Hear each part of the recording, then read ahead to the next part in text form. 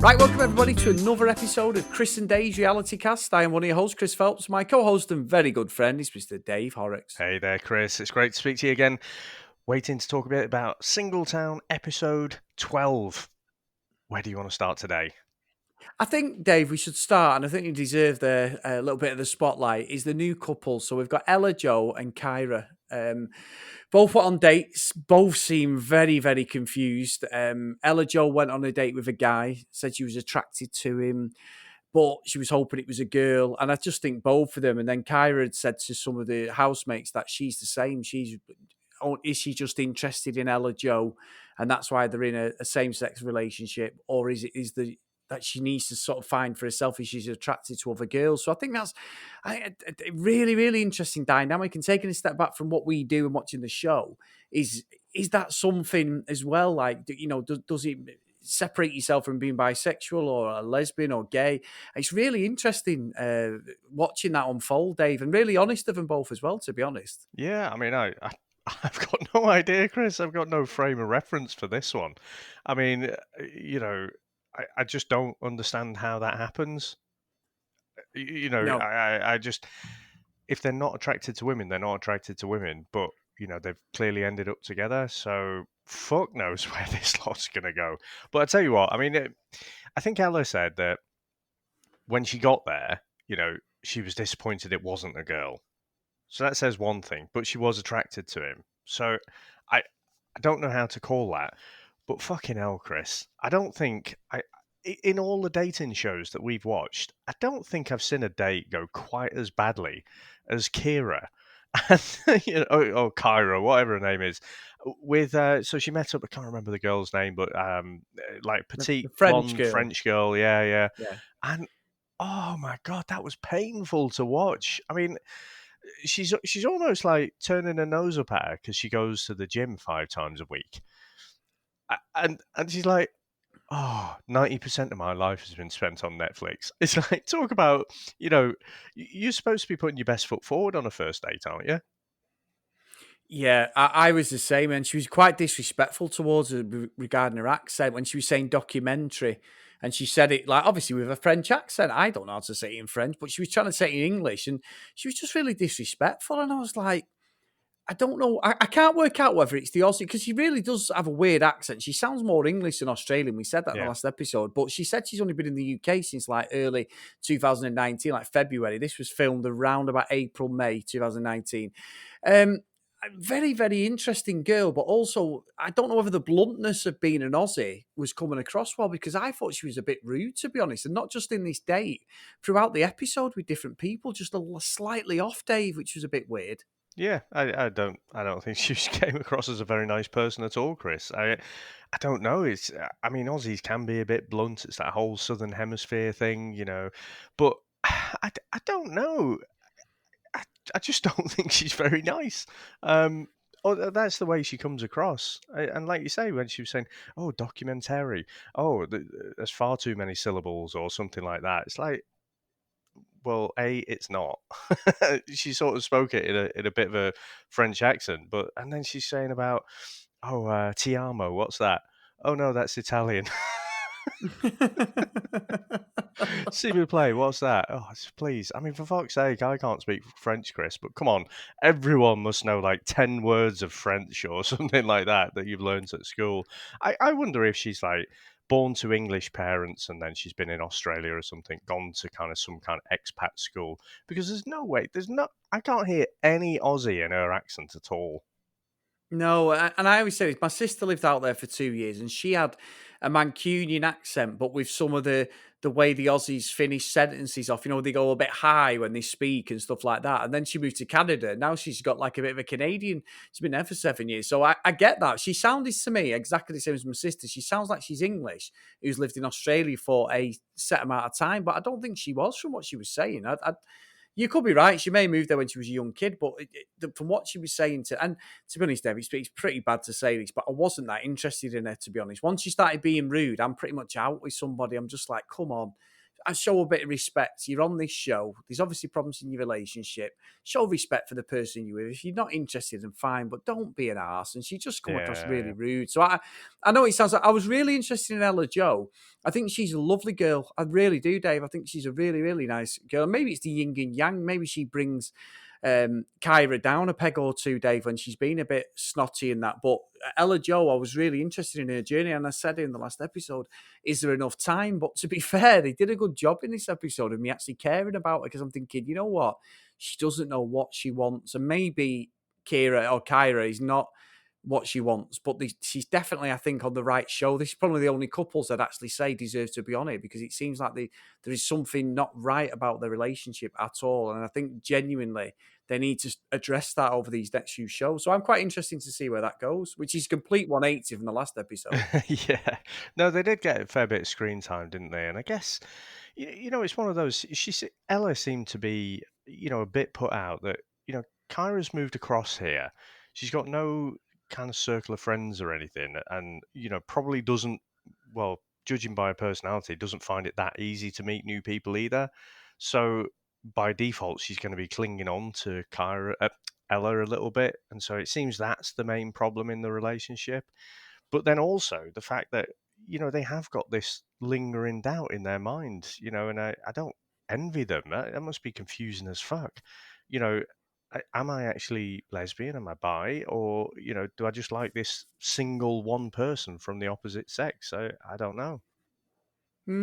Interesting, Dave. Really interesting. And moving on from then, we had the whole, George being a grass and really putting the boot into Sophie about Mason. And Mason, obviously, Mason's not out of the woods here. He was completely in the wrong. He is a bit of a dick, a bit of a player, and it's come to show over the last few episodes that There's a boxer, Sophie's Chris. right. Watch out. He'll be coming after you. Yeah, but Dave, it's all about weight classes. He's about 12, well, about 11 stone wet through. I think I'll be all right. I'll just dive on him, Dave. And then hopefully dive on him, tie him up, and then get in my car and drive off very quickly, Easy Dave. now. But anyway, easy. Yeah. No, before he throws a fucking punch at me. But I've been in there with boxers, Dave. Before you know it, you're on your back, and you know that yourself. You've done it. So no. There's too many innuendos here. Can we move on, please? He wasn't supposed to be innuendos, but anyway. But Tying he's you just up coming on your back. All right. Yeah. Sorry, go on. I'll shut the fuck up now. Anyway, but no, he's just come across completely like a bit of a dick, to be honest. Sophie's right, what she's saying. But however, I love the commentator when he says, he then says, Joel goes, oh, he's been ringing me. And you won't believe this, but he won a wish off to Barcelona. And I'm sat there going, bull fucking shit. The fucking show's paying for you to go to Barcelona, not fucking Mason out of his piggy bank. And I'm like, right, okay, Joel. So let's believe that. So they're going to Barcelona, and the fucking voiceover guy was brilliant. He just went, yeah, we goes, and Mason's done what every man does when he's been caught lying. Pay for the trip to Barcelona on a weekend away, and I'm pissing myself going, yeah, she was easily bought there, Sophie, wasn't she, straight away? She went from like, fucking, oh, it's over, don't like him, he's a player. Oh, go on then, I'll see you on the plane. Barcelona! I was like, yeah, here we come, fuck what you've done. It was a weird 180, that, wasn't it? And he's got to do some serious backpedaling. And I don't know, Chris, because the show, with all the various little dates and trips that they send the groups off to, shows me that they've got hardly any budget. So I think if they wanted to go to Barcelona, it probably is out of his own pocket. It could be, Dave. Yeah, to be fair, Mind you, you've got. Right. I tell you, I'm saying that he's not going to pay for all the camera crew and stuff, is he? Exactly. Well, Dave, you say that though. At the start of the episode, the new girls and that, they went fucking white water rafting, didn't they? So there's a little bit of budget there, unless it was a 2-for-1 job like Alton Towers that you get on the back of your Kellogg's fucking cornflakes. But they had that was a little bit over budget than what we'd seen. But however, our good friend George, Dave, George again goes on another date, and straight away his head's turned. He's interested in this new date he's gone on. He brings her along, doesn't he, to a little get together for the party of the people and that. And look, I don't think there's anything wrong with that. I honestly don't think what he's doing is wrong. As much as what we're saying about him, I don't think there is. I just think what doesn't help, and he did say it to her, to be fair. He said, the problem is, he went, my banter comes across as really arrogant and that. So maybe he's seeing that for himself over these last couple of episodes, that he has been completely inappropriate. So, I don't know. I don't I'm know because just he clutching at said, straws here, Dave. he said something about she's got a big one or something like that, and he's like, "Yeah, I've got a big one for you here." It's like, Oh yeah, come it's on. true. Yeah, If someone was actually funny, that that might come off a bit better. But he's just so David Brent about it. It was just really butter clenchingly embarrassing, and it was poor. But I don't know. I mean, I like I said, yeah, in the last episode, I'm almost warming to him because he is so cringe, um, and it's just a little bit funny. But I mean, the date seemed to go okay, but then when they all met up in the bar after, he was it was interesting. He was saying one thing to her and a different thing to the camera. I think he was basically saying to her that, it was great and everything, but, I want to go out on more dates. Why should I tie myself to one person? And I thought, again, I think he could have delivered that a bit better, you know. But then he was saying to the camera, he was only thinking about Sophie. So I think the latter is probably more realistic, and I don't see why he couldn't have just said that to the girl. But yeah, it's a bit weird. yep. Well, I mean, what Good what on. do you reckon about that whole like one story to her and one story to the camera? I think it comes back to the getting Sophie back situation. You know, when he kissed, was it Maureen, that Yeah, girl? yeah, And it's just purely something so Sophie can see that he's genuinely hurting. I don't think he's got, like, me personally, don't think he's got a fucking leg to stand on the way he's treated Sophie. Absolutely outrageous. Go disappearing for 3 or 4 days, putting his mates before his girlfriend, going in girls' beds, Dave. Who the fuck does that when yeah. you're with somebody? You don't do that. I don't care whether you're married, you fucking engaged, you just got a girlfriend or whatever. You do not fucking do that shit unless you are after cheating on it. I'm sorry, I do not believe that for one fucking minute that he hasn't. So Yeah. he can't say anything, even saying, like he said in one of the episodes to Maury, well, I've made her get ready and say I'm going to meet her at somewhere, and she's there waiting for me, and then I'm with my mates and leave her a lot, leave her. And it's like, What an how dare absolute you do that? cock. Yeah. Exactly. That is so disrespectful. And for that young girl, and all he's doing, for me, it feels like he's got an elastic band and he's just kept pulling and pulling and pulling and see how far he can get away with just being a complete twat. Pardon my French. But it's snapped now, and she's just gone, fuck you. I am better than that. I've got more worth. Could she have handled the situation with Mason better? Probably. But I think she's well within her rights to explore what she's done. And I've always been Team Sophie, Dave, and I'm sticking to that. I just think George needs to grow up. I've just seen little breadcrumbs of stuff that he might be finally seeing what he's done. I don't know. I honestly, he's brilliant. Like I say, it's fucking David Brent TV. It's absolutely brilliant to watch. But it's just, when I see him on the telly, I'm just like, oh my God, what is he going to say next? And that is good TV because you want to see that. Yeah. No, he is entertaining. I think I do worry for him a little bit. He's becoming more and more emotional, isn't he? He's clearly not in a good place, and we see a little No. bit of preview of the next episode. And when he finds out about Barcelona, he looks like he's going to break down. So it'd be interesting to see if he just walks from the show or what he does really. Yeah, he does. So let's see. Let's see. I won't give him, we've given him a bit of a spotlight again, a bit of a pelters, which I think he deserves, but let's hope, things change around for him personally. Now, one of the centres of this episode, Dave, other than the new couple, was obviously Rob and Claudia. Rob had sent Claudia the letter in the previous one. He sent it over with Jeremiah and that Auntie and George and said, Yeah. can you give us this? She was not sure, but then she read it and she come up flying up the stairs saying, like, I'm absolutely made up. I'm really pleased. But I'm not sure. I'm not sure. One thing I'd say, Dave, and I know I said this before we came on air, is I don't know. She doesn't seem to be at fault for anything in their relationship, and I'm sorry. It doesn't matter whether you are the one out of the two who is an absolute arse. If Robbie's causing 90% of the problems, there's still got to be 10% is her fault, and she doesn't seem to want to accept it. All she wants. I'm not saying we don't know the full back, we don't know what Rob's done properly, but from what we're getting, it seems to all be one-way traffic. And I'm sorry, she's not at fault herself. So I think she's got to sort of meet him at least halfway, or meet him somewhere if they want to bring this relationship back together. I agree. And it's not just from her, though. When you hear Rob speak, he's like, yeah, it was all me. But I'm sorry, that's what I've seen from episode 1. Even their initial interview, I remember it now. It was by the beach. I didn't think Rob was really into this. And, at the end of that episode, she's bawling her eyes out because Rob's talking to another girl at this organized brunch. And she just wants it all her own way. She's not at fault for anything.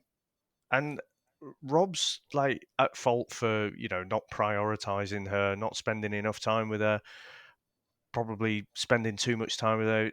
The guy probably doesn't know what the fuck to do, to be honest. So I don't know. The more I see about her, Chris, the more I just think she doesn't know what she wants, but she's kind of focusing all the negative feelings that she has about herself onto Rob.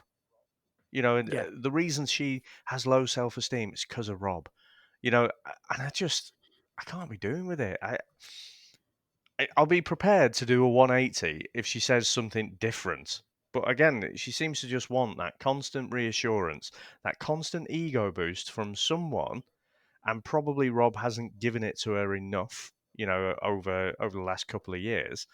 But I think she needs to do some sort of repairing of herself before she starts, blaming other people in a relationship, to be honest. Yeah, Dave, I disagree at all. I think we're on the same page with her at the moment. I really do, and I'm not saying Rob's faultless. He isn't, but what what are you aiming for? It's almost a bit like the selling situation where, like, because we'd mentioned about Claudia sort of egging selling on, hadn't you, about kissing other guys, and as if like it justified her behaviour, and it almost feels like she's taking her leaf out of Selling's book now and just making him suffer for as long as she can. Yeah, Whether they repair the relationship, I don't know. Rob's been on like one date. He's just chilling out in the flat most of the time, isn't he? He's going Yeah, out on the group events, but he's not actually going out there dating. So again, what can Rob do? I mean, he wrote her a bloody letter, pouring his heart out. What'd she say? Is he really going to change though? It's like, look, I don't think the guy can do any more. So if that is not enough, then yeah, just call it quits and move on. yeah. I'm with you. I'm with you.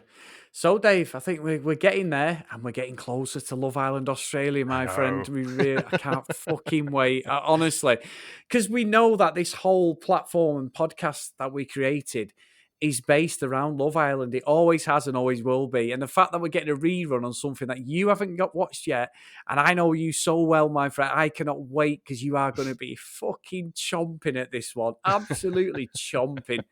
So I'm really, really, and also in Australia, the rerun in the UK one from last year, because I saw a VT of Curtis and Amy kissing. So they're obviously back on that. So if anyone listening is watching it from Australia and that, we've got a full back catalogue. We did that every single episode. We did a podcast on this stream, haven't we, Dave? So if you want to go back and listen to it, guys, episode by episode, there's no spoilers other than we basically review the next episode like we do with this. So you can literally listen along with us. So get on there and get your friends on it as well if they're watching it again. Didn't we? I can't remember which season it was. Might have been season 5. Didn't we put some spoilers in the title or something? Someone called us out on it. I think that was me. That was the American one. I think I did it for about 3 episodes running. I was saying who'd gone and stuff, and like now I don't do that. I've learned my error my way. So apologies, guys. Just let them play continuous. You'll never know if you don't read it. Yeah. But that was my error. But no, been a great episode again, Dave. Honestly, fantastic, mate. So and also, if you do want to contact us, guys, just get involved in the conversation. Me and Dave, we're always there. We love the emails from you guys at cdrealitycast@gmail.com or on Twitter at cdrealitycast as well. So get over there, throw over any comments, any observations of Singletown, Labour and Love, and hopefully Love Island Australia, which starts on the 15th of the week on Monday, and I can't wait. So Dave, brilliant. Thank you again, my friend. It's been a great episode. Cheers, mate. I'll speak to you next episode. Bye. Bye now.